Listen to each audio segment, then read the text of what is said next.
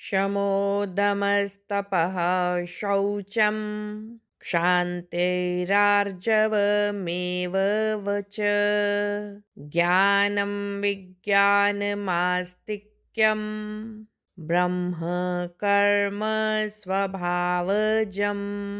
अंतःकरण का निग्रह करना, इंद्रियों का दमन करना, धर्म पालन के लिए कष्ट सहना, बाहर भीतर से शुद्ध रहना, दूसरों के अपराधों को क्षमा करना, मन इंद्रिय और शरीर को सरल रखना, वेद शास्त्र, ईश्वर और परलोक आदि में श्रद्धा रखना, वेद शास्त्रों का अध्ययन अध्यापन करना और परमात्मा के तत्व का अनुभव करना, ये सब के सब ही ब्राह्मण के स्वाभाविक कर्म हैं।